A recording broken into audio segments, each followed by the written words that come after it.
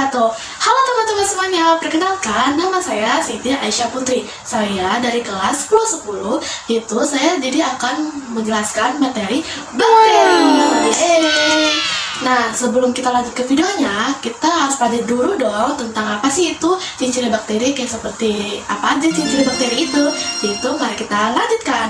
Ciri-ciri bakteri yaitu ada berukuran kecil 0,5 sampai 1 mikron dan panjangnya 1 sampai 20 mikron yang disebut dengan mikroorganisme. Terus ada memiliki dinding sel dan hanya dapat dilihat oleh mikroskop, dan juga ada prokaryotik yaitu tidak memiliki membran inti, dan ada uniseluler yaitu sel tunggal. Nah, habitatnya meliputi daerah yang terluas yaitu dinamakan dengan kosmopolit. Materi selanjutnya yaitu ada struktur bakteri. Nah, struktur bakteri ini yang pertama ada dinding sel. Dinding sel itu tersusun dari peptidoglikan atau gabungan protein dan polisakarida, dan berfungsi sebagai pelindung dan pemberi bentuk bakteri. Yang kedua yaitu ada membran plasma. Membran plasma ini bersifat selektif, permeabel atau hanya dilalui oleh zat tertentu saja. Nah, berfungsi sebagai pembentukan mesosom, alat transport elektron dan proton, dan alat pengukur masuk keluarnya senyawa melalui membran sel. Yang ketiga itu ada sitoplasma. Sitoplasma ini terletak di dalam membran sel dan merupakan cairan-cairan yang berada di organel-organel sel bakteri yang berfungsi sebagai tempat terjadinya reaksi-reaksi kimia sel. Yang keempat itu ada ribosom. Ribosom merupakan organel berupa butiran-butiran yang tersebar di sitoplasma dan mengandung RNA yang fungsinya sebagai tempat sintesis protein. Yang kelima yaitu ada inti.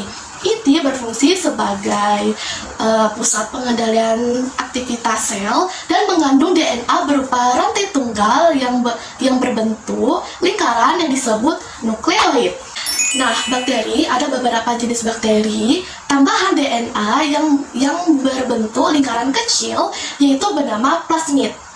Bakteri dibedakan menjadi 5, yaitu ada atrix yang itu tidak berflagela. Yang kedua ada monotrix, yaitu mempunyai satu flagela di salah satu ujung selnya. Yang ketiga itu ada ovotrix, yaitu mempunyai sekumpulan flagela di salah satu ujung selnya. Yang keempat yaitu ada amphitrix, yaitu mempunyai flagela di kedua ujung selnya. Yang kelima yaitu ada peritrix, yaitu mempunyai flagela ujung, yaitu ada pili dan fimbria. Pili ini berbentuk seperti bertunggal diri, dan fimbria adalah struktur berbentuk rambut halus yang menonjol dari dinding sel.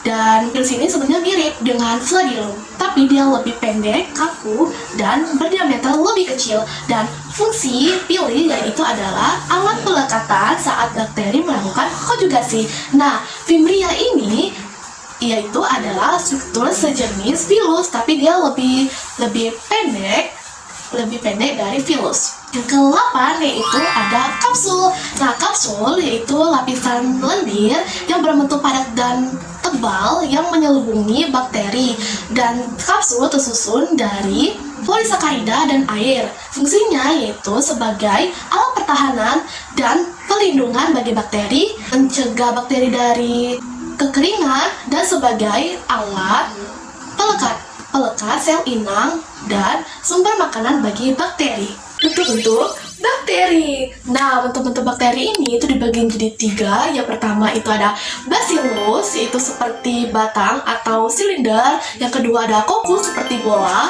Terus yang ketiga yaitu ada spiridium. Spiridium itu seperti lengkung atau spiral.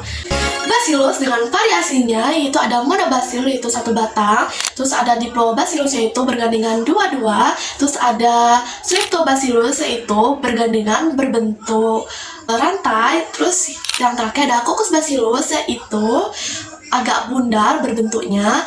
Contoh contoh bakterinya yaitu ada Bacillus anthracis. Yang kedua ada Coccus dengan variasinya yaitu ada Micrococcus yaitu tunggal, ada Diplococcus bergandengan 22, Tetracoccus yaitu bergandengan 4 dan berbentuk bujur sangkar. Terus tuh ada Staphylococcus yaitu bergerombol, Sarbina bergerombol berbentuk kubus. Yang terakhir ada Streptococcus yaitu bergandengan berbentuk rantai. Yang terakhir yang ketiga yaitu ada Spilium dengan variasinya yaitu ada Vitrio berbentuk koma dan ada yang spiral itu lengkung lebih dari setengah lingkaran.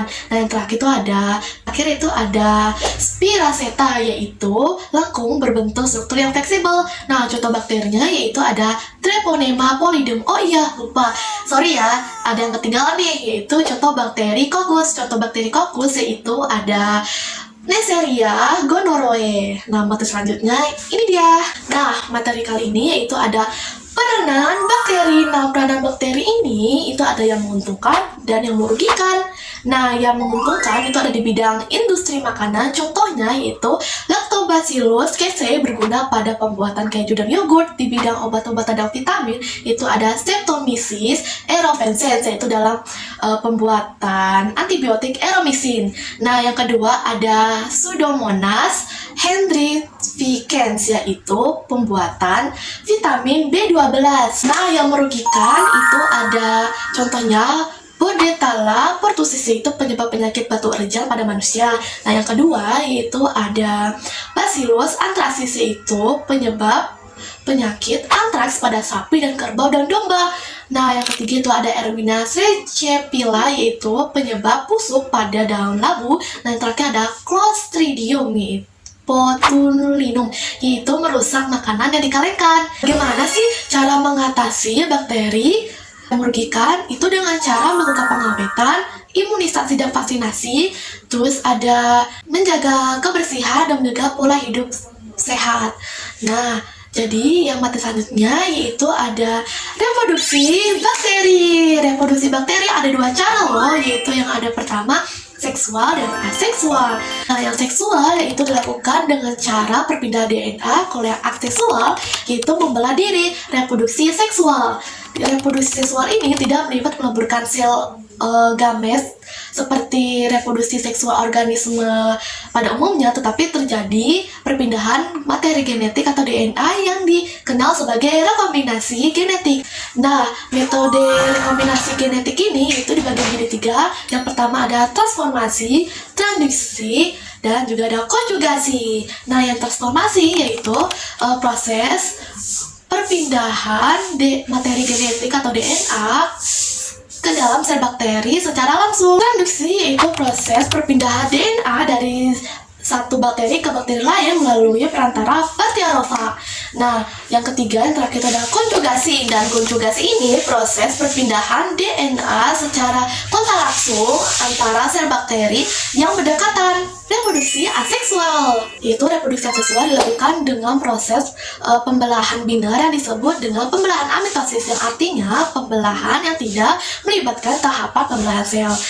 Pembelahan biner dapat menghasilkan salinan genetik dari sel induk bakteri secara tepat dan banyak jika kondisi lingkungan menguntungkan. Nah, jadi udah tahu kan perbedaan yang aseksual dan seksual. Nah, sekian. Maaf kalau misalnya kata-kata saya ada yang salah. Saya akhiri dengan mengucapkan Assalamualaikum warahmatullahi wabarakatuh. Dadah semuanya.